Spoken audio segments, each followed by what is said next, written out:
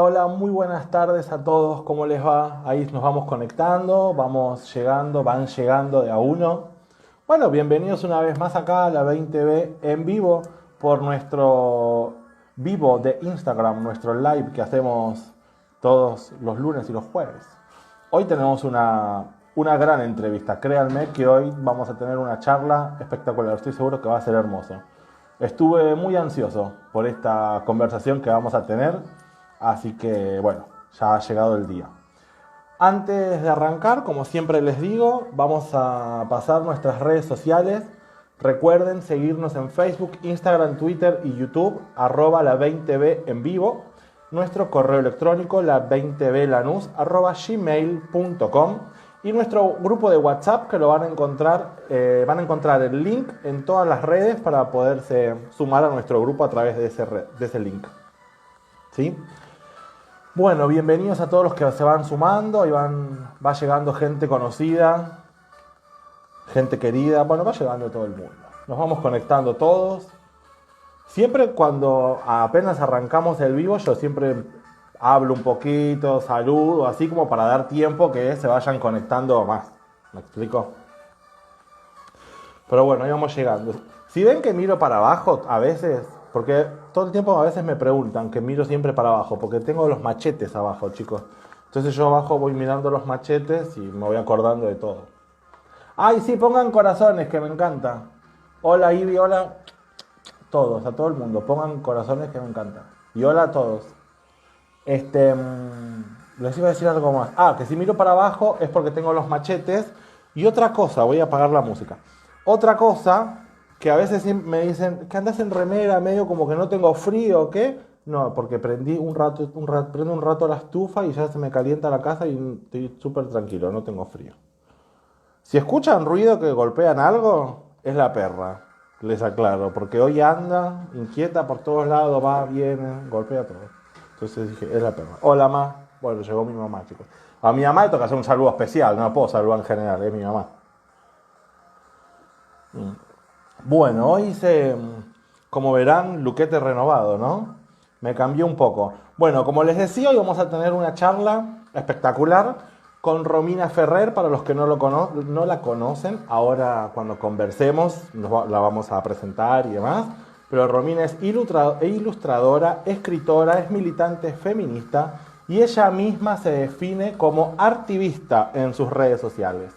Artivista, no imagino, porque es artista y activista, entonces artivista.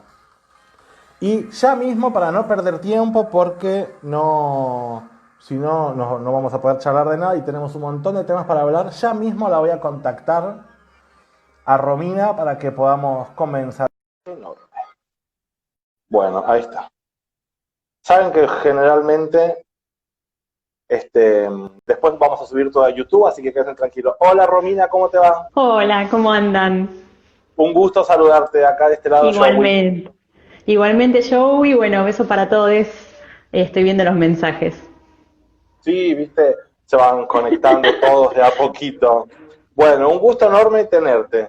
Yo la verdad, sinceramente, no te conocía, bueno, o al menos no te conocía por nombre, pero cuando me empezaron a mandar las imágenes o los dibujitos de Instagram, ahí conocí las imágenes y luego empecé a ver charlas tuyas en YouTube y me enamoré.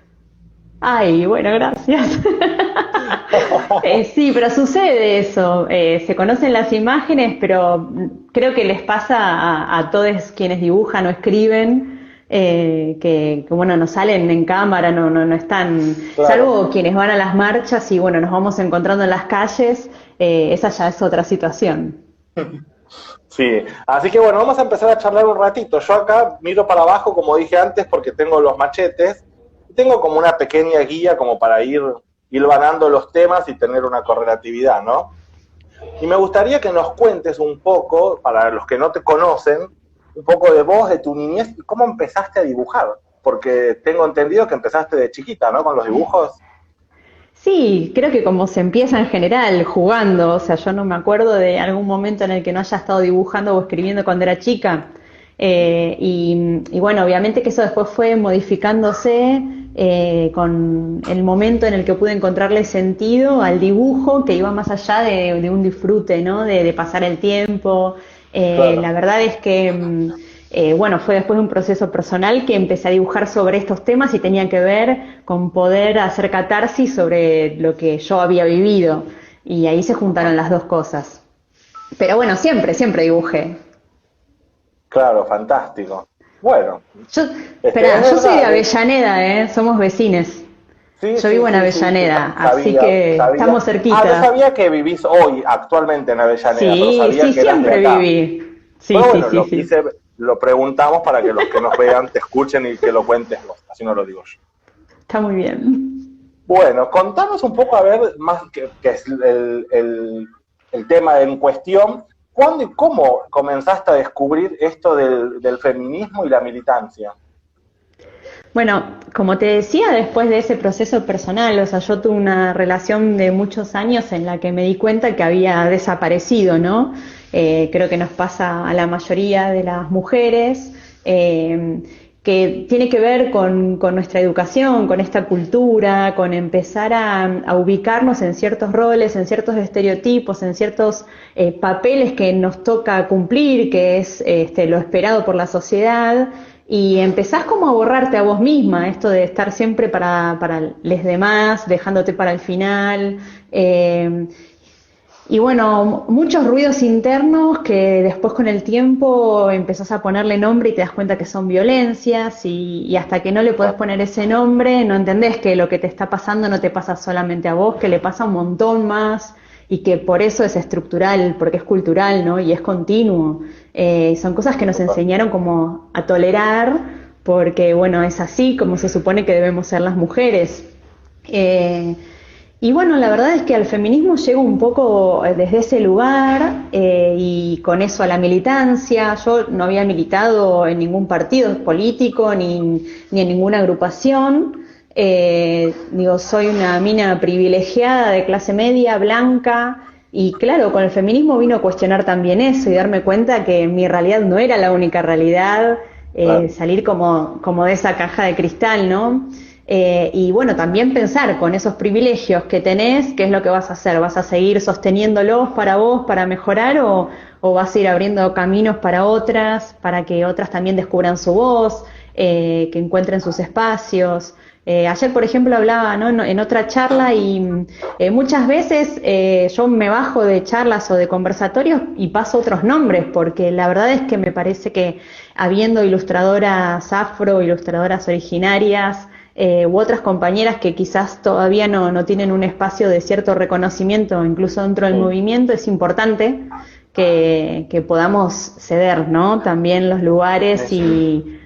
y acompañar otros crecimientos. Sí, totalmente. Nos podríamos poner en contacto incluso y conversar con ellas también en otra oportunidad. Ujú. Sí, Sería muy claro. bien. Sí, Sí, sí. sí. Y bueno, digo, el feminismo cayó como un baldazo de agua fría porque en realidad me di cuenta que ya era feminista pero que no lo sabía y que tenía que ver con esta construcción que nos hace sentir que está mal, que es una mala palabra, que las feministas son violentas, odian a los varones y lejos de eso está, porque si realmente se empieza a profundizar dentro de la filosofía del feminismo, de los valores que tiene el feminismo, te das cuenta que es un movimiento pacifista, que no hay muertos por feminismo, o sea, no hay escuadrones feministas que anden matando Sí, varones. no, totalmente. Bueno, hoy, después de lo que sucedió ayer con este juez Rivarola, ¿no? De Chubut, que con este fallo de decir que fue un Terrible. desahogo sexual, una Mm. violación, sí, en conjunto, en grupo, de una niña en aquel momento de 16 años. Bueno, tiene que ver con eso. Ahí te das cuenta que no tiene nada de violento el feminismo, que sí frente a situaciones de violencia continua es lógico que nos enojemos, que nos enfurezcamos, que pintemos Obvio. paredes, que bueno, empezar a entender eso también te libera, porque te empezás a dar cuenta que tenés un montón de compañeras, que la manada es el feminismo, y que no tiene que ver con ninguna cuestión de odio, o sea, al contrario, tiene que desarmar todas las estructuras de desigualdad, todas, absolutamente todas, y que todos los derechos lleguen a todas las personas, si no son privilegios. Sí, exactamente. Nosotros, bueno, esto lo que nombrás que pasó con el fiscal y demás, nosotros justamente hoy desde nuestra agrupación y en nuestras redes, hemos expresado nuestro repudio a la justicia machista que todavía hoy tenemos entre nosotros todos los días, ¿no? Sí, Y esto de llamarlo desahogo sexual. Bueno, pero es parte de la construcción, esto de poner al varón como que es una persona que tiene tanto deseo que no puede aguantarse, ¿no? O sea, esto lo hemos escuchado, claro. Es justo Totalmente, pobrecito que no se puede controlar y tiene que violar a alguien porque no hay modo, pero flaco, o sea, te tenemos que explicar. Pero, claro. Bueno, y ahí te das cuenta que también hay como un doble juego constantemente, una doble moral, porque eso que implica, o sea, esta construcción de o sos madre o sos puta, y nuestro deseo siempre es borrado. Y está la que está para casarse y la que está para hacer cosas que la esposa no. Bueno, ese discurso es antiquísimo y tiene que ver con una construcción que está hace siglos. Y la injusticia patriarcal no solamente está acá en este momento, es en todos lados. Y tiene que ver con todas estas construcciones desiguales, asimétricas, de supremacía blanca, ¿no? Porque, o sea, se junta todo, o sea, cuántos temas hay hoy en día de los que nos estamos ocupando, preocupando y debatiendo, y bueno, algo tiene que cambiar, o todo tiene que cambiar, ¿no? Yo siempre digo que la historia la escribieron los hombres y blancos, digo, siempre la historia está escrita por hombres y blancos. Y poderosos, porque ni siquiera los hombres blancos. Claro, sí. Bueno, si te fijas en el relato histórico real, ¿no? Cómo borraron a las mujeres, cómo borraron a los esclavos, cómo borraron a los originarios, o sea, realmente te das cuenta, ¿no? Bueno, ahora se está empezando como a reivindicar todo eso, pero es igual que esa frase que dice que lo que no se nombra no existe. No, lo que no se nombra no es que no existe, hay un posicionamiento político de no nombrar, hay una decisión política de no nombrar.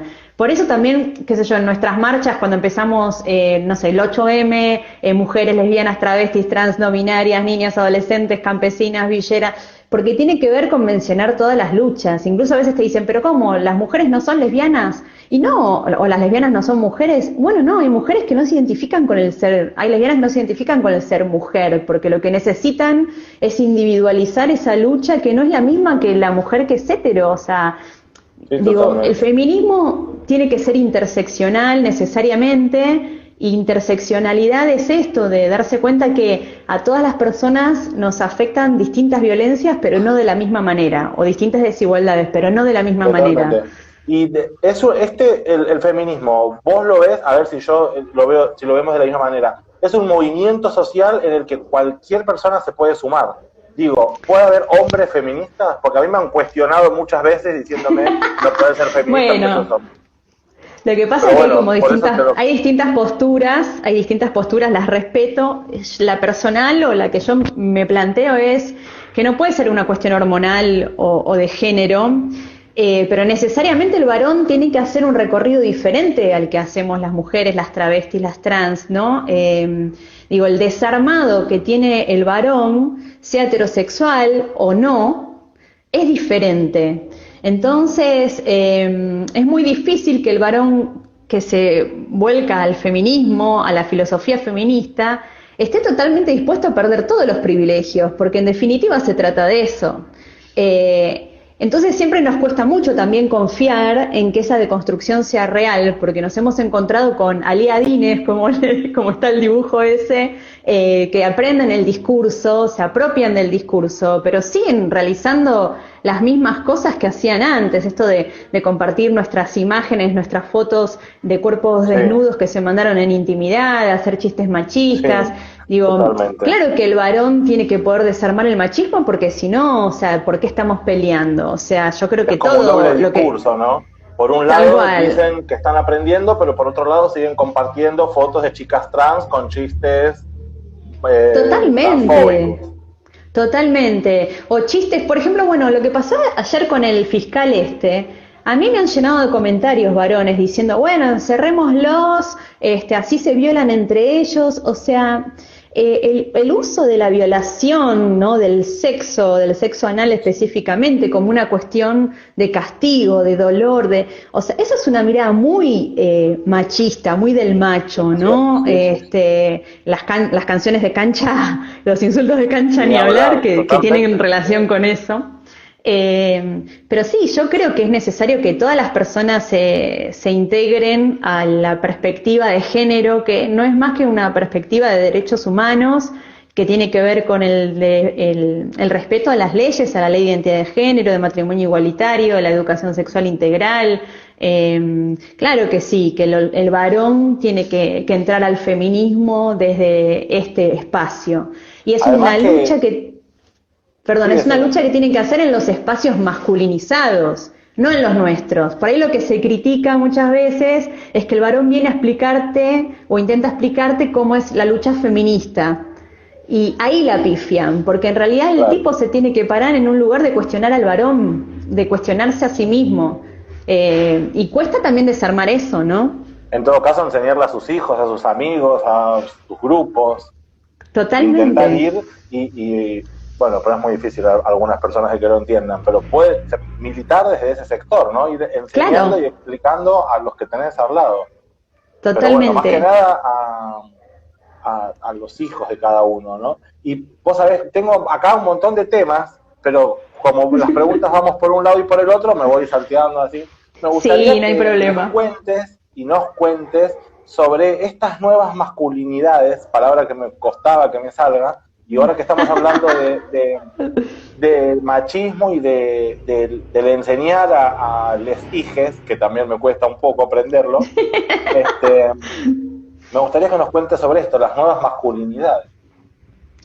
Bueno, me parece que es fundamental que se empiecen a construir otros estereotipos, o no, que se desarmen, ¿no? En realidad los estereotipos, digo, pero creo que primero vamos a tener que ver un cambio de estereotipos, es decir, pensemos que ya desde antes de nacer, cuando nos hacen una ecografía, de acuerdo a la genitalia, nos asignan un género. Entonces, si tenés pene, sos varón. Y si tenés vulva, sos mujer, ¿no? O sea, arrancamos ya con ese binarismo, que es biologicista. Y además el género te lo asigna alguien más, no es un género asignado individualmente, ¿no? Porque somos bebés. Entonces ya en ese momento nos ubican, nos ponen un color definido, nos empiezan a dar juguetes y juegos definidos para cada uno de esos dos géneros, y ahí arranca este aprendizaje, o sea, nacemos dentro de una cultura machista, se puede desaprender, pero la masculinidad hegemónica es esta masculinidad que arregla todo a los golpes, que se siente ofendida cuando su virilidad es cuestionada, es una masculinidad que tiene que competir constantemente con los otros varones para ver quién tiene más poder, quién la tiene más larga. Es una masculinidad que recortan en sus sentimientos, en la vulnerabilidad, porque los sentimientos siempre son asociados a lo femenino, entonces desde niñas te dicen no llores que pareces una nena. Y ahí el mensaje es doble, porque primero, no llores vos, o sea, no, los varones no lloran, pero además no te parezcas a una nena, o sea, ya ahí aprenden que ser nena es algo menor, algo negativo, algo que está mal. Cuando vos aprendes eso, ¿desde qué lugar después podés respetar como una igual a una niña? Entonces, las nuevas masculinidades o las que se plantean desde esta perspectiva de género son masculinidades libres, masculinidades que puedan conectarse con sus sentimientos y que esto no implique puto, maricón, ¿no? Porque además la masculinidad es binaria y es hetero, o sea, el disciplinamiento si te corres de ese lugar es automático, es constante. Entonces apuntamos a que las infancias realmente sean libres. Libres en el sentido que obviamente que los pibes límites tienen que tener porque necesitan que ser protegidos, ¿no? Que sus derechos estén todos como deben estar, pero digo, libres en cuanto a la identidad de género, a qué juego, qué juguete tener, a elegir a quién amar, a construir su identidad sin estar pendiente de la mirada de las otras personas y de cómo te pueden juzgar. Esto que de chiquitos a uno siempre, bueno, yo lo veo en muchas personas, siempre cuando lo escucho lo comento y como para evitar a que lo sigan haciendo, pero es muy difícil. Y también lo digo desde la vivencia personal, ¿no? Uno de chico, vas al jardín, lo primero que te preguntan, ¿cuántas noviecitas tenés? Primero que tenés que tener novia y después que tienen que ser muchas, ¿viste? Sí, sí. Bueno, Eso, es y la ya te misma van imponiendo construcción. que tenés Sí, que tener una novia y que tenés que seguir todos los estándares establecidos por la sociedad. sí. Pero al varón le exigen que sean muchas, muchas en todo sentido, y a nosotras no. O sea, vos fijate cómo se va construyendo la sexualidad y el deseo, desde qué lugares tan diferentes. Entonces, hay una construcción patriarcal, Total. clerical, y política que tiene que ver con ir corriendo al varón de todo lo que sea roles de cariño, de cuidado, ¿no? O sea, al varón lo van poniendo más como el proveedor, el que está fuera de la casa, el que no se conecta con lo que sucede dentro de la familia, y a nosotras, digamos, la historia siempre nos escribió de la puerta de calle para adentro. Yo durante la cuarentena empecé a armar una serie que se llama Mala Madre, de dibujos, ahí vi que alguien ponía eso, y tiene que ver también con esa construcción de la feminidad, ¿no? Del ser mujer, del ser incubadora, del ser cuidadora, criadora, sirvienta. Y cuando Sí. dicen que las mujeres podemos hacer muchas cosas al mismo tiempo, no es porque biológicamente tenemos alguna diferencia que hace que seamos más capaces de hacer muchas cosas al mismo tiempo, es que nos criaron así, nos criaron para Sí, resolver, totalmente. nos criaron para brindarnos, para estar todo el tiempo atentas a todo lo que nos rodea. Entonces, la culpa generalmente es más de las mujeres, o sea, el sentimiento de culpa que de un varón. Sí, Y como digo, que si nadie pasara algo tiene con la casa o con los hijos, ¿no? Y enseguida se responsabiliza a la madre porque estaba todo a el la día en la casa. mamá. Como que si el padre no fuera Totalmente. padre. Bueno, cuando dicen, pero los varones machistas salen de una madre machista. Ah, no, o sea, salen de una madre machista, pero también salen de un padre machista, de una sociedad machista. O sea, a Obvio. veces estamos, digo, nosotros no nos damos cuenta y enseñamos haciendo, enseñamos hablando, enseñamos siendo quienes somos.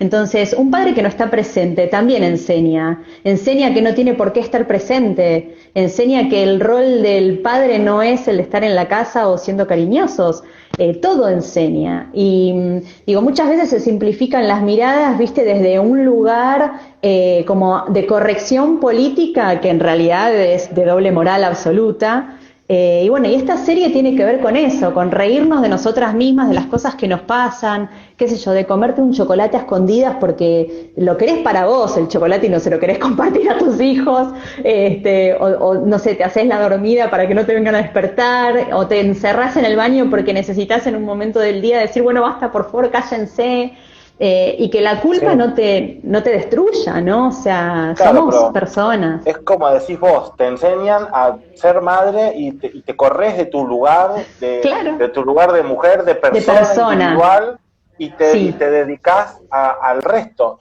Y sí. me gustaría que, si podés por ahí, dejar por este lado un mensaje, porque hay muchas mujeres, yo conozco muchas y me imagino que muchos también conocerán, muchas mujeres que por ahí ya son grandes, tienen 40, 50, 70 años, no sé, y descubren hoy que se han corrido de su lugar de persona para dedicar la vida a los demás y no han vivido la suya y lo descubren hoy, que por ahí se sienten que ya son grandes o que ya no pueden buscar un trabajo porque también es real que no es lo mismo conseguir un trabajo a los 20 que a los 60.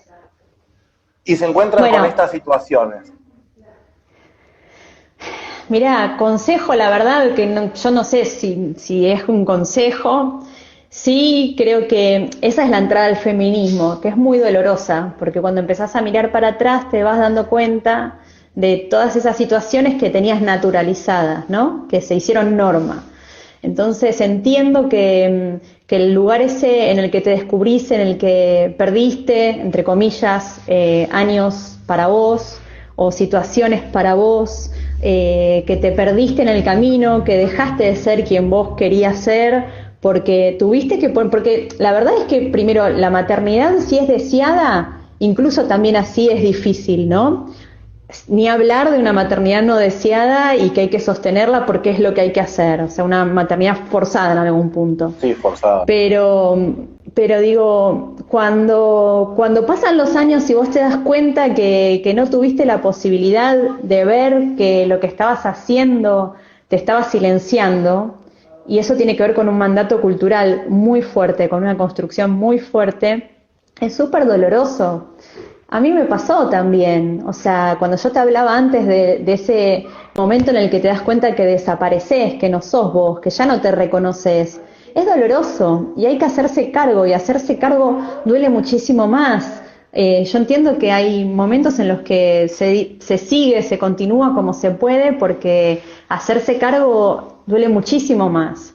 Y la verdad es que yo no sé si es un consejo. Sí, creo que cuando empezás a darte cuenta que es algo que nos pasa a la mayoría, y empezás a conversar con otras, a ver que no es algo que vos hiciste y que es una falla tuya, o que tenés un problema vos, o que estás loca, etcétera, que es lo que solemos escuchar, empezás a sanar colectivamente. A mí lo que me dio el feminismo es un montón de compañeras que me ayudaron a sanar todas esas cuestiones que sola no sé si hubiese podido, ¿no?, pasarlas como las pasé. Creo que lo más importante es allanarles el camino a las que vienen, o sea, con la información que tenemos hoy en día, poder decirles, mirá, no te tenés que dejar para el final. O sea, tu vida es tu vida, es solamente esta, por lo menos en este momento. Vos sos una persona que desea, que piensa, que quiere, que tiene derechos. Nora Cortiñas dijo, ¿no?, que el feminismo le hizo entender que ella tenía derechos, porque antes pensaba que solamente tenía obligaciones. Y eso es lo que aprendemos. Entonces, cuando te das cuenta que tenés derecho, que sos una persona y que no tenés por qué ser perfecta, y que probablemente haya muchas cosas de tu cuerpo, de tu personalidad con las que no estés contenta, que haya mandatos que ya no querés seguir, nunca es tarde, digo, conectarte con las demás ayuda muchísimo, pero conectarte con vos misma y decir, bueno, basta, hasta acá llegué, en el momento que sea, eso es empoderarse. Lo que pasa es que no siempre se puede. ¿Por qué decís que no siempre se puede? No siempre se puede empoderarse, porque hay personas que están en situaciones de violencia que no tienen las herramientas para empoderarse. Digo, cuando hablamos de empoderamiento, a veces también es muy cruel, porque es como que vos hacés sentir a la otra que tiene que estar en ese lugar, ¿no? Sí. Y todos estos son procesos muy profundos y son procesos dolorosos. Nadie llega, claro, al tiempo que cada persona tiene. Y con las herramientas que tiene, porque ahí volvemos a hablar de privilegios. Yo tuve el privilegio de educarme, de acceder a la universidad, de tener esta posibilidad de estar hablando y que haya otras personas que me estén escuchando. Bueno, ¿qué hago, no?, con lo que digo? Pero no todas las personas tienen acceso a esas mismas posibilidades o derechos. Entonces, hay que tratar de hablar con mucha amorosidad. Me parece que ser comprensivas con las situaciones, con las otras realidades, porque hay muchas realidades que se nos escapan. Claro, y a veces totalmente hablamos desde la propia realidad, desde el discurso, desde la propia vivencia, y a otra quizás la estás liquidando con lo que decís, porque ¿cómo hago? Bueno, ya vas a poder. Ahí no tienen ciertas libertades, quizás en algunos casos, por las situaciones que viven o estos casos de violencia, entonces no tienen ni libertades ni accesos a comunicación, quizás hasta con otras personas. Pero digo, sería entonces un buen mensaje decirles a estas mujeres que empiezan a descubrirse y se creen grandes para que se conecten con otras mujeres que ya se descubrieron. Sí. Quizás que no, si no se animan, no empezar a militar de la noche a la mañana, pero empezar a leer, a estar en contacto, a escucharlas, ¿no? Es que además, digo, a veces da miedo también la palabra militar para muchas personas cuando no terminan de darse cuenta que se milita en la cama, que se milita en la cocina, que se milita con las amigas.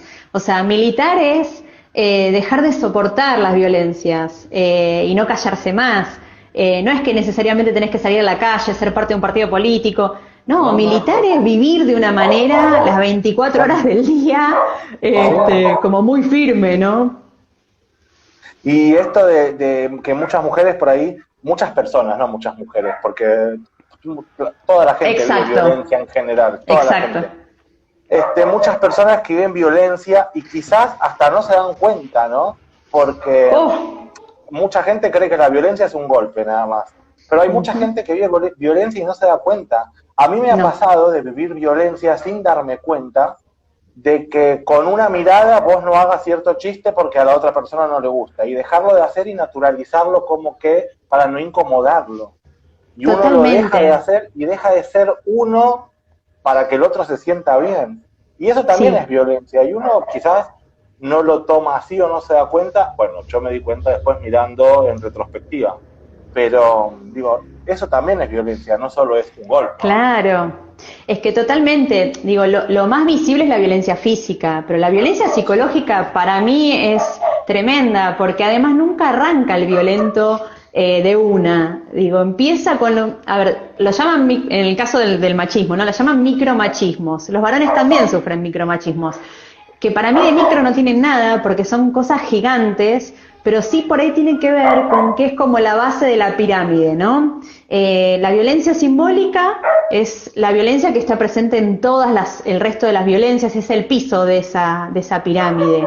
La violencia simbólica son todos los mensajes, discursos, comportamientos que sostienen, legitiman y refuerzan todas las situaciones de desigualdad, de asimetría, de discriminación.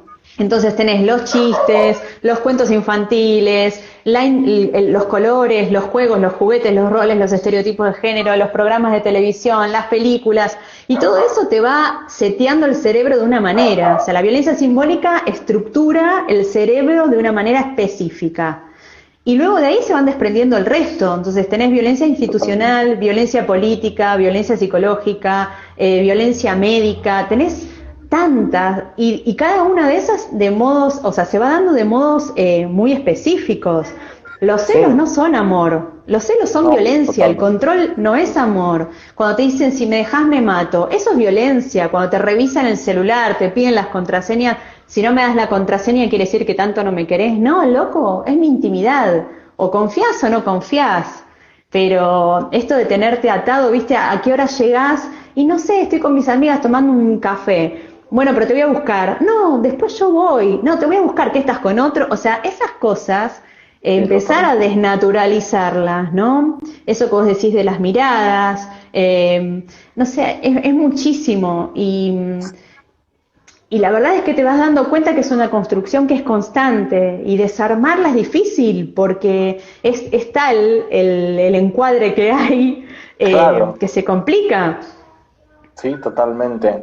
¿Y encontramos violencia en el lenguaje también? Violencia en las revistas, en mensajes que por ahí no son tales, pero va dirigido a algo particular, ¿no? Al cuerpo, al color de piel, al pelo, a estar flaco. Es que sí, es que el lenguaje es la primera construcción cultural, pero que además construye sentido. Digo, nosotros a través del lenguaje vamos reconociendo todo lo que nos rodea, ¿no? Nombrando todo lo que nos rodea. Sí. Para mí es una de las herramientas más importantes que tenés de construir sentido. Entonces, por ejemplo, cuando hablamos del lenguaje inclusivo, no estamos peleando por la E, estamos peleando por el sentido, estamos peleando por desarmar una estructura que tiene que ver con el varón como centro del universo. El masculino genérico no es porque sí, o sea, es porque era lo que existía, era lo que a lo que había que prestar atención. Y claro que sí, el lenguaje está presente en nuestras vidas constantemente. En un noticiero a vos te ponen, la mató porque lo dejó por otro y como estaba celoso. No, la mató porque es un femicida. Ahí se eligen las palabras, no es desconocimiento. Se sostiene un mensaje. El bullying, o sea, el acoso escolar, se basa principalmente en eso. O sea, los pibes ahora con los mensajes de texto, con los insultos, tiene que ver con el lenguaje, no solamente con la piña o con, ¿no? O sea, la burla surge del lenguaje. Entonces, sí, claro. Y en esto que yo el otro día te escuchaba en una charla que te vi por algún medio, pero te escuchaba decir de que por ahí las niñas aprenden a que no siempre se la llaman a ella cuando dicen todos, ¿no? Porque dicen, Claro. vamos, chicos, todos al patio, y ahí saben que van todos. Pero cuando dicen chicos, todos a jugar a la pelota, saben que ellas no son todos. Sí, yo se lo dibujé hace un tiempo, la dibujé a mi hija y ella parada arriba del escritorio de la escuela diciendo yo no salgo nada. Bueno, tiene que ver con eso. Nosotras aprendemos a adaptarnos y a saber cuándo sí y cuándo no. Es como que ya afilamos el oído de cierta manera como para saber que ese chicos nos incluye o no. Y la verdad es que es doloroso cuando te das cuenta que no te estaban nombrando o que dependía de a dónde tenías que ir, entrabas a ese equipo o no.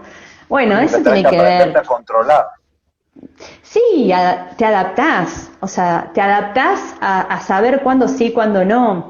Por eso el lenguaje también representa como una fuente de violencia simbólica muy fuerte. Y cuando yo te decía no nos peleamos por la E, es porque el lenguaje inclusivo se puede dar de distintas maneras, no necesariamente con la E. Yo entiendo que hay gente que Claro. le molesta.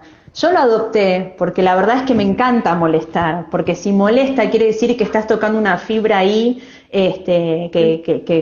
que jode, ¿no? O sea, Es para fíjate hacer la ruido, digo RAE. yo. Es Claro. para llamar la atención. Sí, tal cual, te dicen la RAE, ¿qué me importa la RAE? Están en España, no sé, Aparte, actualizan cuando se les ocurre el son lenguaje toballa, berenjena, dejate son hinchar. 4 viejos Machirulo. de hace 200 años, sí, totalmente. Claro, viste, o sea, nada, pero bueno, más de lo mismo. Sí. Más de lo mismo. Y esto también, que en el lenguaje o en ciertas cosas hay ciertos mensajes que te siguen enseñando cómo tenés que hacer. En las revistas que por ahí se Para cree que hay mujeres. revistas que son para mujeres y que son que Para muestran hombres. compras o shopping y hacer dieta, Sí. y la dieta de la luna y la dieta de la estrella, y todo para mantener los cuerpos que la sociedad Los cuerpos y quiere la tener, ¿no? juventud. Los cuerpos y la juventud. Porque si hay algo de lo que somos presas, las mujeres, las travestis, trans, no binarias, pero digo específicamente los cuerpos feminizados, es de un cuerpo hegemónico, de una construcción hegemónica. No tenés que tener arrugas, no tenés que tener pelos, no tenés que tener nada. Y esos son los cuerpos de las niñas. La construcción de ese cuerpo, que se pretende continuar durante todo el tiempo, es el cuerpo de una niña. Entonces tiene que ver con una construcción de la masculinidad hegemónica, que el cuerpo deseable es el de una niña. O sea, no sé si se entiende cuál es el sentido horroroso que tiene. Y entonces vivís constantemente pendiente de no envejecer, de no engordar, descontentas con nuestro cuerpo. Y digo, si en algún momento nos diéramos cuenta que así como estamos perfectas, que es como tenemos que estar, que a mí mis arrugas me gustan, ¿qué querés que te diga? Para mí mis arrugas son de todas las risas que tuve, de los momentos de mierda que pasé, es mi vida. O sea, yo no critico a quienes se operan porque si te hace sentir mejor, genial, pero la verdad es que yo quiero seguir siendo yo, con el valor que tiene mi vivencia. Lo que el resto pretende que vos seas. Tal cual, tal cual. Vivir tu vida, o sea, no la de los demás, todo lo que sea por imposición, para mí está mal. Digo, todo lo que nos haga sentir bien y nos haga crecer, nos haga estar cómodas, lo celebro, digo, porque el feminismo tiene que ver con eso, con descubrir qué es lo que te hace bien y jugártela, ¿no? Por ese lado. Pero bueno, yo por ejemplo me dejé las canas porque me gusta el pelo blanco, me gustó siempre, te queda re lindo vos. Y la verdad es que si en algún momento me quiero teñir, me teñiré, pero ya no lo siento como una imposición. Y eso me parece que es una ganancia, darte cuenta que cuando es algo que delimitas vos como deseo propio y cuando no. Y eso es otro tema para hablar, de las elecciones. Cuando elegimos porque verdaderamente es algo que nace de nosotras, nosotros, nosotres, o son también esas elecciones producto de la cultura, ¿no? De cómo nos fueron seteando desde la niñez en adelante, diciéndonos qué es lo que estaba bien, qué es lo que nos iba a hacer felices, qué es lo que nos iba a completar. Eso es algo que constantemente me anda dando vuelta. Totalmente.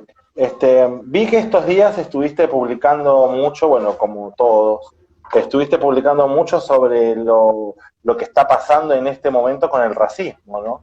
Con todos estos ataques violentos que hay. Me gustaría que nos dejes tu mensaje sobre esto. Bueno, ¿el feminismo será antirracista o no será? Angela Davis tiene una frase que dice: en una sociedad racista no es suficiente con no ser racista, hay que ser antirracista. Y digo, yo soy parte de la hegemonía y vos también, somos parte de la hegemonía blanca. Hay un montón de cosas que no tenemos ni idea porque no nos pasaron.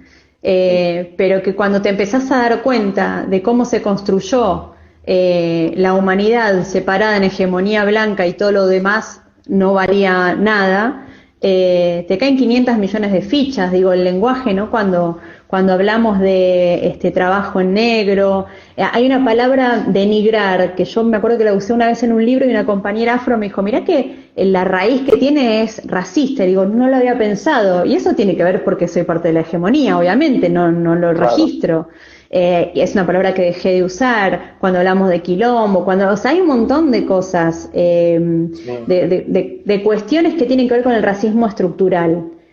El racismo estructural es parte de esta construcción histórica y es parte de esta hegemonía, reitero, del hombre blanco, hétero, cis, y poderoso, y todo lo negro siempre unido a lo negativo, a lo malo, al engaño, a lo ilegal. Y bueno, me parece que ahora se está notando como mucho más, porque el activismo dentro del feminismo incluso está siendo totalmente antirracista. Digo, ya no hay chance de que no se vea esto, ¿no? Yo estoy laburando en el INADI como ilustradora y estamos lanzando una campaña. Todos los días sale un dibujo que habla sobre esto, y entender que el racismo es estructural es darnos cuenta que es algo que tenemos que desarmar también. Y esa es la postura antirracista. Volver a aprender, tanto por aprender, tanto por aprender. Mira, estas cuestiones que vos me comentabas sobre estas palabras, ¿no? Una de ellas, quilombo, que uno utiliza tan a lo cotidiano y no se da cuenta. Y ahora, por ejemplo, yo me di cuenta porque vos lo mencionaste, si no jamás me hubiese detenido a pensar en esa palabra. Pero bueno, trabajo en negro. Trabajo en negro. Trabajo en negro, humor negro. O sea, cuando empezás a darte cuenta cuál es el significado que le damos a la palabra negro, negro villero, negro cabeza, o sea, el racismo además tiene un anclaje muy fuerte con la pobreza, porque digo, Michael Jordan es negro, pero no se lo ve de la misma manera porque es millonario, ¿sí? Totalmente. Entonces, digo, sí, por ahí y es un ídolo y bla, bla. Digo, hay un montón de cuestiones también que empiezan a jugar. La clase está siempre. Sí. Nos queda poco tiempo y hay dos temas que no quiero dejar de tocar, porque viste que en Instagram se corta a la hora. Sí. Una lástima. Y aparte tampoco te podemos tener todo el día con nosotros. Pero hay dos temas que no quiero dejar de tocar. Uno de ellos es el aborto. Vos sabés que yo empecé, bueno, no sé si lo empecé ahí, la verdad que no estoy seguro, pero gran parte de mi deconstrucción, y que sigue siendo todavía en el día de hoy, este periodo que uno va aprendiendo, va tirando abajo, es como yo digo, es como un edificio, ¿no? Hay que tirar todo el edificio abajo, cuanto más años tenés, más alto es. ¿Y sí? Y tenés que volver a construir. Y yo aprendí mucho con la campaña de legalización del aborto. Aprendí mucho, escuchando a mujeres que viven situaciones que yo jamás me detuve a pensar que existían. Y ese fue un gran despertar mío. A mí me gustaría que nos dejes un mensaje sobre eso, algo chiquitito porque tenemos poco tiempo. Bueno, podés estar a favor de la legalización del derecho al aborto y en tu vida personal no abortar nunca. O sea, yo no aborté nunca y creo que no abortaría. Creo que se trata de una ampliación de derechos, un derecho que ya existe por causales, que tampoco se respeta, y tiene que ver con una cuestión de salud pública. De salud pública porque lo que hay que plantear son políticas de prevención, políticas de acompañamiento, de educación sexual integral, de anticoncepción y de acceso a la salud, porque la verdad es que las que mueren son las que no tienen acceso a todo esto de lo que te estoy hablando. Entonces, hay muchas razones por las que las mujeres y varones trans, no binarias, abortan, y todas son valederas, porque son decisiones personalísimas, y nadie debería tener que juzgar eso. El derecho al aborto al ser un derecho, no es una obligación, o sea que no obliga a nadie a hacer algo que no quiera. Pero mientras ese derecho no exista, sí están forzando maternidades no deseadas y muertes, porque la realidad es que una persona que quiere abortar va a abortar como sea, porque es peor imaginarse pariendo que imaginarse muerta. Para mí ese mensaje es súper claro. Entonces, quienes se oponen al derecho al aborto no se están oponiendo a aborto sí o aborto no, porque va a seguir pasando. Están a favor de que continúe en clandestinidad. Te dicen, y bueno, que se mueran. Tiene que ver con una cuestión de odio de clase y de odio de género. Porque la Incluso verdad... yo creo Algo, que algo, hasta... Decime. Algo re importante, vos pensás que se unió culturalmente la posibilidad de gestar con la maternidad obligatoria, pero nunca se unió culturalmente el espermatozoide que embaraza con paternidad obligatoria. El varón se borra y chau. Chao. Sí, yo Sí, siempre madre digo lo mismo, es soltera es como si hubiera abortado. Digo, Madre soltera es un eufemismo, no ¿cómo? hay madre soltera. No, digo, no vino la paloma, ¿entendés? Y dijo, No. La mayoría de los casos, la mujer le cuenta al pibe que está embarazada y el pibe, si no quiere saber nada, se raja, se chao, va. se va, no da Sí, bola y no se hace responsable. Y la y mujer esa es la ya lo construcción de la tiene masculinidad. adentro, Sí, lo carga, ya sí, está. sí, ya está, totalmente. Y otra cosa que ibas a Romina, decir. Sí, no, que te quería, capaz que te comprometo, no sé cómo estás de tiempo. ¿Vos tenés un rato más para dedicarnos a nosotros, para seguir conversando un poco sí, más? sí, Porque si no, dale, estaba pensando porque esto va a durar una hora, pero digo, nos volvemos a conectar dale, un toquecito y más, un rato seguimos más, charlando. dale. Un Sí, ratito más. A dale, todos los que nos volvemos. están mirando, cuando se termine, yo les voy a avisar, porque a mí el tiempo me va diciendo, cuando se nos termine, nos volvemos a conectar, vuelvan a enganchar un ratito más. Terminar lo que estabas diciendo del aborto, que yo te interrumpí contándome lo que yo pensaba. No, está bien, es una conversación, no es un monólogo.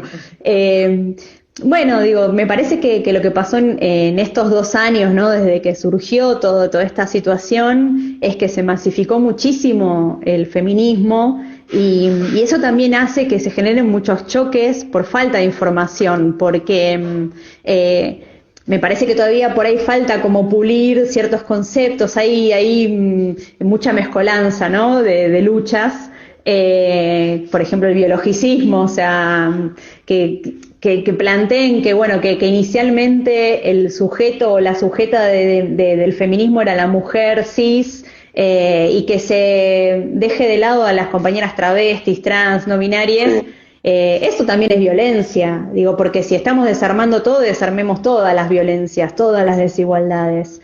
Y eso es algo que surgió también en este momento de discusión, ¿no? Cuando hablamos de personas que tienen la capacidad de gestar, hay algunas que se ponen muy mal porque dicen, pero somos las mujeres, no, flaca, hay hombres trans que también gestar. Y entender eso es súper poderoso porque esta liberación de la que hablábamos de las niñeces, ¿no? El poder reconocerse y vivir todo con libertad. Ir hacia el binarismo también ha llevado a compañeras travestis trans a la hormonización y que quizás ponen en riesgo su vida en muchos casos, porque tienen que entrar en una cajita de ser varón o ser mujer.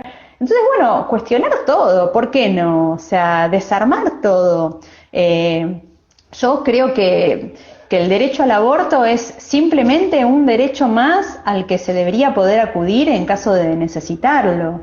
Que luego hay poderes económicos detrás que tienen que ver con totalmente. los abortos clandestinos que se cobran mucho, muy caro, los laboratorios o el laboratorio que venía haciendo el misoprostol, produciendo el misoprostol, que no era igual en la combinación que se necesita. Todo eso influye en el momento de una votación, Totalmente. Hay muchos que no quieren pienso yo, ¿no? Hay muchos que no quieren que se termine esto porque se les termina un negocio. Porque hay muchas clínicas totalmente. que por ahí uno cree un montón de cosas de esa clínica, muy bonitas, muy lindas, muy simpáticas, pero esa clínica luego, por otro lado, cobra mucho dinero para hacer abortos clandestinos. Digo, y si a ellos se les termina el curro. Sí, claro, claro. y además esto claramente tiene que ver con un tutelaje sobre nuestros cuerpos y nuestras decisiones. Digo, se volvieron locos los antiderechos, porque para mí son antiderechos, frente a esta posibilidad de equidad, porque lo que hablábamos antes, el derecho a decidir es tan fuerte, o sea, el derecho a decidir el proyecto propio y que la maternidad no sea el fin único, ineludible, obligatorio que se plantea hace siglos para sostener el sistema productivo, porque en realidad parimos para que haya más trabajadores y trabajadoras, ¿no? O sea, se sostiene la familia. ¿Qué familia? ¿De qué familia me hablas si el 95% de los abusos sexuales en la infancia son intrafamiliares y son los familiares cercanos? O sea, ¿qué familia? Una familia enquistada, binaria, heteronormada, que sostiene un nivel de violencia y de desigualdad enorme en general. Bueno, esto plantea tantas aristas, tantas ramificaciones, que obviamente que da miedo, porque siempre los cambios tan potentes, tan revolucionarios como es el feminismo o como lo que plantea el feminismo, dan miedo. Digo, el conservadurismo, claro, o sea, imagínate un tipo súper conservador diciendo, bueno, me corresponde también lavar los platos y limpiar la casa y cuidar a los pibes porque es parte de mi responsabilidad dentro de esta familia. ¡Ni loco! O sea, con suerte te dice, te ayudo. ¿Te ayudo? Sí, y lo dicen, ¿A yo qué? ayudo, dicen. Sí, ¿qué? Como si no vivieran Bueno. ahí. O lo dicen como un mérito, yo hasta me plancho mi ropa. A ver, Ay, es tu sí. ropa, ¿qué pretendes, amigo? Totalmente. Bueno, o el que te dice, hoy me toca hacer de niñero. No, flaco, sos el papá. O sea, niñero es un amigo, el tío, alguien a quien le pagás para que haga de niñero. ¿Qué niñero? Son esas cosas que están construidas y naturalizadas y que no nos damos cuenta. Y creo que este debate lo que hizo fue movilizar todo este conocimiento y estas estructuras. Y es obvio que va a generar odio, ¿no? O sea, visibilizar todo esto. sí, si hay equidad se terminan los privilegios. Aguantame un cachito que quiero leer un comentario, pero yo no veo y no me puse los anteojos. Ya veo. Comentarios que dejan que dicen que el marido se va, por ejemplo, a la noche o que se va a trabajar y que dicen que recién llegó, que quiere dormir y no se hacen sus cosas y demás. Pero bueno, claro, estoy cansado. Sí, estoy tan cansado de vos que estuviste acá en casa todo el día y que no hiciste nada, ¿no?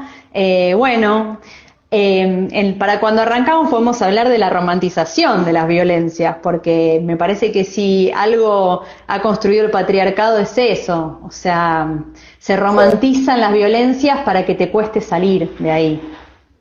Déjame una reflexión tuya sobre el día de ayer, que se cumplieron 5 años de la primera marcha multitudinaria de Ni Una Menos. Me parece súper importante eso, y justo ayer fue 3, y recordamos ese día. Bueno, ahora encerrado, sin marcha, ¿no? Pero... No, bueno, igual siempre encontramos el modo de manifestarnos. Se extrañó mucho estar en la calle con las compañeras, o sea, hablamos entre nosotras en las redes que generamos, y ayer terminamos el día con esta mojada de oreja del juez de este grupo de violación colectiva, ¿no? Que los dejó libres. Y bueno, no es casual que se haya elegido ese día. Digo, yo no creo que haya sido inocente. Pero bueno, un día de lucha más. Ya pasamos varios, el 28 también, que fue el día de los derechos, por la salud, de los derechos reproductivos, sexuales y no reproductivos. Se extraña mucho la calle. La verdad es que cuando estamos luchando juntas, gritando, cantando, riéndonos, a puro abrazo, todo es mucho más llevadero y más lindo y se extrañan las compañeras un montonazo, la verdad es esa. La reflexión es esa, nos necesitamos, nos tenemos y si supieran las redes que se están armando por debajo, no sé, se volverían locos. ¿Vos pensás, Romy, que estas movilizaciones multitudinarias que se ven año tras año han transformado a muchas personas, que el ver a muchas mujeres en la calle ha animado a otras a ir, a sumarse, a comenzar un nuevo camino? Sí, yo creo que sí.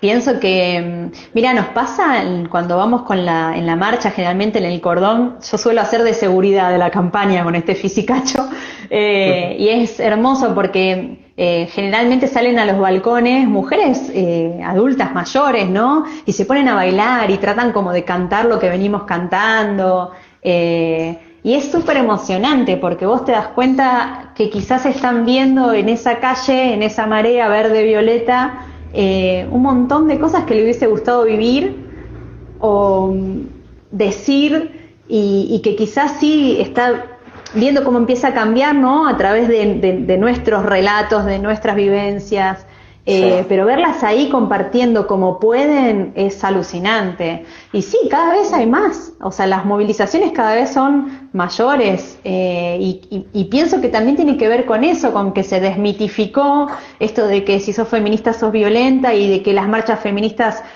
son para, no sé, ir y hacer pis en una iglesia o pintar una pared, como que solamente es eso, ¿no?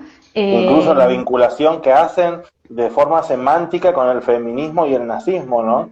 Bueno, Eh, feminazi. Y sí, sí, totalmente. yo eso lo di vuelta hace un tiempo, hace unos años hice un dibujo, bueno, de hecho tengo un libro que se llama Feminací y no hay vuelta atrás, haciendo un juego de palabras con esto, el feminacimiento, ¿no? El transformarte en feminista, el ver todas, o empezar a ver todas estas cosas de las que estamos hablando, eh, y bueno, yo me digo feminazi, pero una cosa es que lo diga yo, que lo diga una compañera y tiene un sentido específico, y otra cosa es que lo diga un antiderechos, con lo que Sí. implica que lo diga un antiderechos. Pero el ser feminista o la palabra feminista también surgió como una burla en sus inicios y se resignifica, porque se resignifica también en la lucha, eso te empodera, digo, cuando vos sabés qué significa para otra persona eso como si fuera un insulto y vos le das una vuelta de rosca, ya deja de ser tan terrible. Digo, a mí me da lástima que la gente hable de feminazis, porque habla más de ellos que de nosotras, digo. Sí, Reitero, nadie totalmente. murió por feminismo. Completamente. Habla más de ellos que de los demás. Vos sabés que me dejaron por acá una pregunta, lo tengo en la computadora. Me dejaron una pregunta, una de las chicas que está mirando ahora, y me dice eh, que pregunte tu opinión sobre la unión entre el útero y la mujer. De ese La encuentro unión, entre ambos, me dice. Yo la primera vez que lo bueno, escucho, te soy sincero. sí, yo la verdad que no me lo puse a pensar tampoco mucho, porque yo digo, estoy como replanteándome todo el tiempo las construcciones, ¿no? ¿Qué es ser mujer? ¿Qué implica? Si tener útero necesariamente te pondría en ese lugar, digo, porque los varones trans también tienen útero. Entonces, digo, no sé si tiene mucha relación. Creo que tiene que ver con una construcción cultural que hace esa unión. Eh, a ver, yo elegí ser mamá, tengo un hijo y una hija, y el momento del embarazo, digo, la conexión que sentí, que creo que sentí, porque la verdad que ahora me cuestiono también hasta eso, este, no sé si era real o no, si era construida. Me parece que son todas cosas que estamos repensando, ¿no? Pero para mí, ir en algún punto hacia el desarme de todas esas situaciones que tienen que ver con los encasillamientos, con la ubicación, con el control también de nuestros cuerpos. Digo, el útero para mí es una parte más del cuerpo. Ese discurso de nacimos para dar vida, la verdad que me disgusta muchísimo porque Sí, los varones yo, también, o no, y sea, a además lo es casi sumo podés como, gestarlo, lo podés claro, gestar, pero si lo decidís, entonces, no sé, me parece que hay que repensar todo, o sea, todas esas uniones, seguramente en algún momento lo hice durante el embarazo, ¿no? De decir qué conexión que tengo y bla, bla, bla, o sea, me acuerdo, o sea, ahora que me lo haces pensar me voy acordando de esas cosas. Pero ahora trato como de mirarlo desde otro lado, digo, porque la verdad es que el ser mujer también es una construcción. y es una construcción en algún punto binaria y biologicista. Entonces, yo no quiero seguir pegada a esas situaciones porque me parece que sería negar otras realidades también. Claro. Pero no sé mucha más explicación que esa, no sé por qué lado, desde qué lado lo planteaba la compañera tampoco. No sé si era mucho más específico que esto lo que quería que yo contestara. Sí. Pero Para bueno. mí todo es ahí veo que dicen es una construcción. Para mí todo es una construcción. Somos seres culturales. No hay Sí, nada, o sea, hay muy pocas cosas que son naturales. La menstruación, o sea, los ciclos vitales, nuestras hormonas, mientras no intervengan hormonas no de afuera, digamos, puestas. Pero Hay luego de mucho eso de somos seres esto, culturales. hay mucho de esto entre lo natural y lo normal, ¿no? Y estas palabras que por ahí se suelen utilizar mucho y mezclar entre lo natural y lo normal. Sí. Se escucha demasiado. Bueno, es que es parte del discurso, digo, cuando se plantea como lo natural a lo biológico, también se une a los roles y estereotipos de género. Digo, cuando vos te dicen, es natural que el varón no pueda aguantarse y entonces tenga que violar a una chica, ¿sí? De Sí. natural no tiene nada.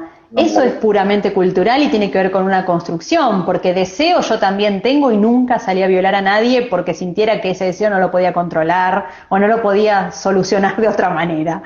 Eh, lo normal es lo hecho norma. Cuando dicen lo normal como si fuera lo natural, es un sentido hasta cruel, te diría, y es esa violencia simbólica de la que hablábamos antes, porque te están dando a entender que las cosas tienen que ser así, son incuestionables. Y las normas también las construyeron los varones blancos, cis, heterosexuales, poderosos. Las leyes, la norma, las historias, el lenguaje, todo, o sea, al resto de la humanidad la dejaron como objeto, como satélite, ¿no? Como objeto funcional para saciar las necesidades que tuvieran los varones blancos, cis, heterosexuales, poderosos. Cuando empezás a ver esa construcción, te empezás a dar cuenta que todo lo que nos rodea es una construcción cultural y que eso es lo que deberíamos tratar de desarmar. Vos sabés que yo escuché, bueno, siempre lo escucho, pero a mí me hizo ruido particularmente mucho más cuando se discutía la ley de matrimonio igualitario en ese momento, que bueno, ahora ya es parte del nuevo Código Civil, pero en ese momento se decía, pero bueno, no es natural, decían, lo natural es que se casen con una mujer, que tengan hijos, y no es natural porque no pueden tener hijos, y se escuchaba Bueno, muchísimo ese discurso ese en es el ese discurso momento. antiderechos. Ese es el Sí, discurso antiderechos y lo siguen sosteniendo. O sea, incluso sí, te sí. dicen, o sea, niegan la ley de identidad de género y el matrimonio igualitario porque verdaderamente les genera odio, yo creo que hasta el no poder comprender de qué estamos hablando, ¿no?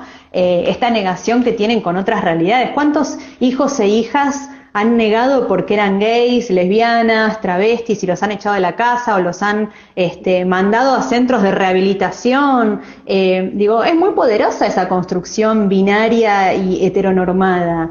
Y eso es lo que plantean como normal y natural. Y la verdad es que no hay nada de eso que sea natural, no hay nada de eso que sea biológico. La orientación sexual no es lo natural, no hay algo que diga, bueno, tiene que ser de esta manera, ¿no? O sea, Sí, la la identidad de gente, género es yo siempre digo que a mucha gente cree que los bebés nacen heterosexuales y que después se convierten por obra y gracia de algo o de alguien y se convierten luego. Y ya está Pero establecido como que nacen generalmente, así. tal cual, pero generalmente quien es gay, lesbiana, básicamente se cría en estas familias que son heterosexuales. Ahí me dicen que hable de ESI. Estamos hablando de ESI, esto es ESI Sí, también. pero lo que pasa es que tampoco Digo, te podemos tener todo el día con nosotros. no, igual estamos hablando de No, a ESI, mí me esto es encantaría educación sexual conversar de integral. todo, pero bueno, tampoco te puedes tener 3 horas. Mira, mi vieja me dice que si me dejan hablar no me matan, o sea, así como dibujo y vomito todos los dibujos, hablo mucho también. Pero bueno, me parece que lo fundamental es entender que somos seres culturales. Digo, cuando Sí, empezaste a entender eso, a ver eso, digo, para adentro, ya te caen 500 millones de fichas todas juntas, porque la verdad es que empezás a decir, pero pará, a ver, yo siempre cuando ponele, voy a dar charlas y eso digo, ¿no? Siempre fui una varonera, a mí me encantaba meterme en el recreo, jugar al fútbol con los pibes, juego re bien al metegol, y yo decía que jugaba al metegol tan bien como, o sea, que jugaba como los varones, ese era mi discurso. Y después de muchos años me di cuenta que yo decía que jugaba como los varones, pero digo, si hacer así no necesariamente es algo que se une al ser varón, o sea, pero ¿por qué? Me hiciste recordar algo hace unas palabras atrás. Vos sabés que yo he conocido gente que jamás me lo imaginé de chico. Bueno, esto lo conocí de adolescente. Yo ahora tengo 30 años, pero cuando tenía 17, 18 lo vi mucho más que ahora. Yo he conocido gente que por decirle a los padres que es gay lo han echado a la calle y han dormido en la calle, en una plaza sin techo. Y los padres, yo no sé si no les importaba o qué, pero, o sea, hay de todo. Y bueno, por suerte, yo soy gay, pero he tenido una familia maravillosa que, bueno, quizás ha tenido muchos errores y muchas cosas. Bueno, pero ¿quién no? De seguir también el sistema patriarcal y demás, pero es parte de lo que ellos sabían. Y tengo una familia maravillosa que aprende todos los días, todo el tiempo, y que quiere aprender, y que escucha y que lo cambia. Sí, pero claro. Vos sabés que ahora que veníamos por este lado, me gustaría preguntarte la vinculación que tiene los movimientos feministas con los movimientos LGBT, quizás el de reclamar derechos que no se les da, ¿no? Es que para mí es parte de lo mismo, digo, o sea, a ver, el ser feminista es una identidad, es un posicionamiento político y tiene que ver justamente con pelear con derechos para todas las personas, o sea, todos los derechos para todas las personas. Digo, el ser feminista no es excluyente de la humanidad, ¿no? O sea, no interesa quién seas, qué seas. Claro. Ser feminista es pelear por la equidad, es desarmar todas las formas de explotación, de ubicación, de sometimiento y digo, obviamente que dentro del feminismo está el movimiento LGBTIQ como corresponde, o sea, porque es un espacio que tiene que ser para todas las personas. Digo, a ver, cuando yo antes hablaba del biologicismo, ¿no? Y esta negación que tienen muchas compañeras, lamentablemente, de permitir la lucha a las compañeras travestis y trans. Digo, loca, yo pateo la calle con mis compañeras travestis y están peleando por el derecho al aborto y no lo van a usar el derecho al aborto. Y si vos eso no lo podés ver, es un problema tuyo. O sea, cuando no te das cuenta que estás reproduciendo los mismos mecanismos que estás criticando, bueno, es un problema que hay que desarmar y es falta de información. Y también eso tiene que ser un cambio con amorosidad dentro del movimiento. A mí no me gusta cuando suceden los disciplinamientos, ¿no? Con las compañeras. O sea, te equivocaste o pensaste un poco distinto a otra y te matan. Y bueno, eso también tenemos que aprender a desarmarlo. Me parece que estamos en camino a eso. Lo que pasa es que, bueno, cuando hay intereses económicos, políticos, partidarios, en el medio, suele ser un poco más complicado tener puntos en común. Pero para mí el punto en común tendría que ser desarmar todo lo que sea desigualdad y violencia.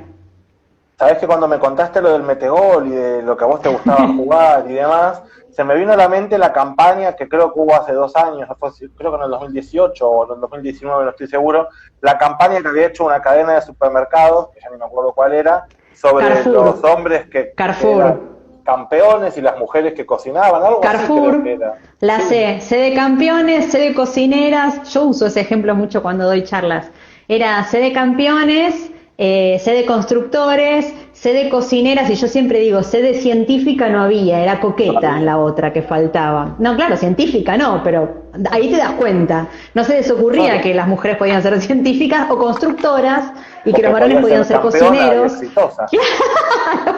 Bueno, sí, digo, las publicidades son un súper mecanismo de construcción cultural. Vos cuando tenés el tipo que viene, no sé, Mr. Músculo, ¿no? Que como que es el estereotipo del macho que te viene a decir qué tenés que hacer, pero él nunca limpia.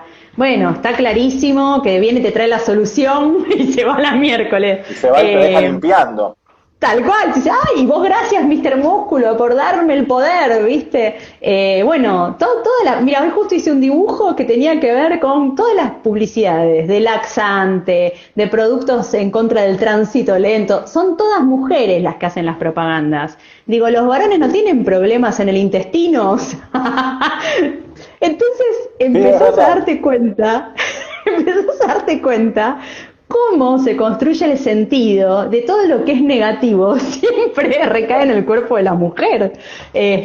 Bueno, de hecho, cuando hablan de las propagandas de maternidad, aparece la mamá sola, una mamá heterosexual, una mamá blanca. No aparece nunca una maternidad que no sea fuera de lo cis hetero. Ni hablar que vayan a poner un varón trans maternando, o sea, olvídate.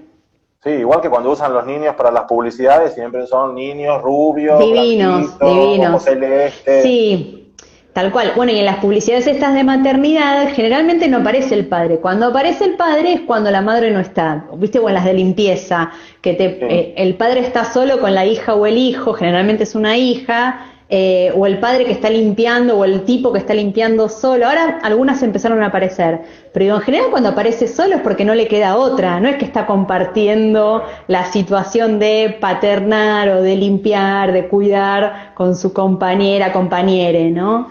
Hay marcas que empezaron a darse cuenta, siempre el límite está entre cuando eso se usa realmente de manera consciente y cuando se lleva agua para el molino, pero digo, total. igual sirve. Todo. Que se ve otra cosa sirve. Tengo muchos mensajes porque yo te cuento, mientras yo hablo con vos, tengo la compu abajo y me llegan mensajes, WhatsApp de todo el mundo, de toda la gente, y hay un mensaje que quiero destacar que dice: Joe, si podés contale que estoy llorando por la emoción de deconstruirme y agradecerles por ser tan mágica.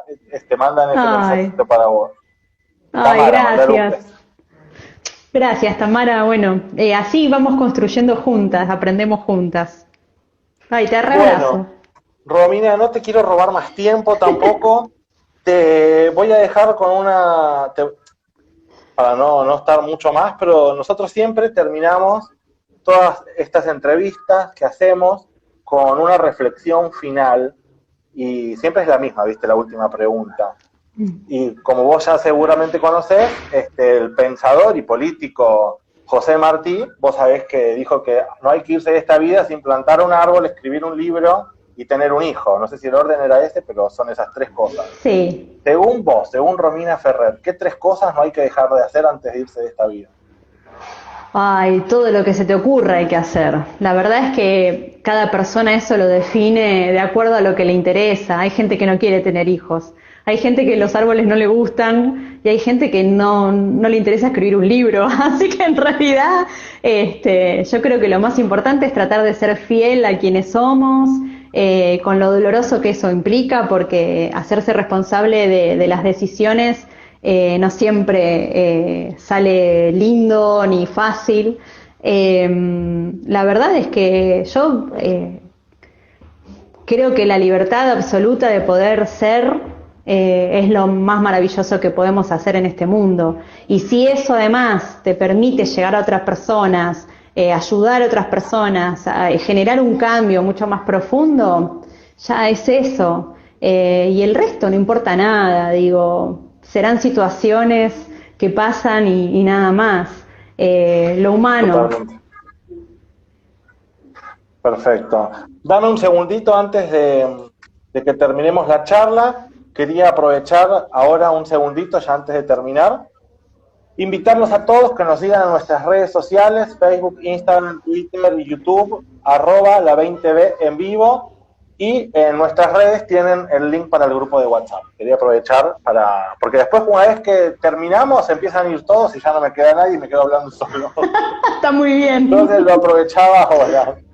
Romina, bueno, para mí ha sido un placer enorme conversar con vos, igualmente, haberte conocido. hemos hablado de temas muy, muy, muy interesantes, muy lindos, que al menos despiertan mi atención muchísimo. Así que ha sido un gusto enorme. Muchas gracias por todo este tiempo que nos has dado. Gracias a vos y a todos por el espacio. Un abrazo enorme. Un saludo, muchísimas gracias. Chao. Chau, chau. Bueno, y así pasó la entrevista, la charla con Romina Ferrer. Bueno, ha sido una charla súper, súper placentera. Yo siempre uso una palabra en mi casa, pero yo como soy súper natural y digo siempre lo mismo, digo todo lo que se me ocurre, digo, ha sido una charla orgásmica, ha sido maravilloso escucharla hablar. Ha tocado, creo que en todos, fibras súper íntimas, en algunos momentos nos emocionamos más, menos. Yo me sentí muy emocionado en un momento, pero ha sido una charla hermosa, hermosa, hermosa.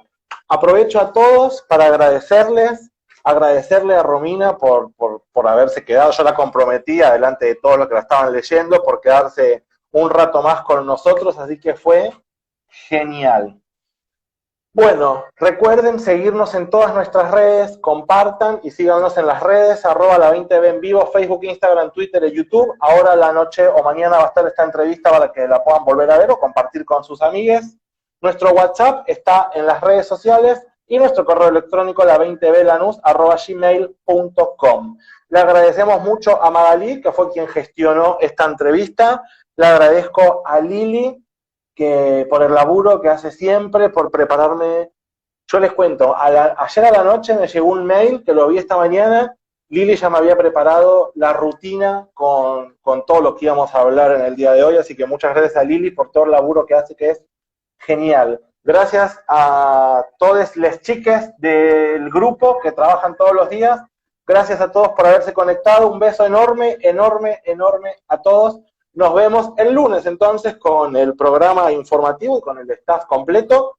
Y no se olviden que en esta tierra lo mejor que tenemos es el pueblo. Chau, chau.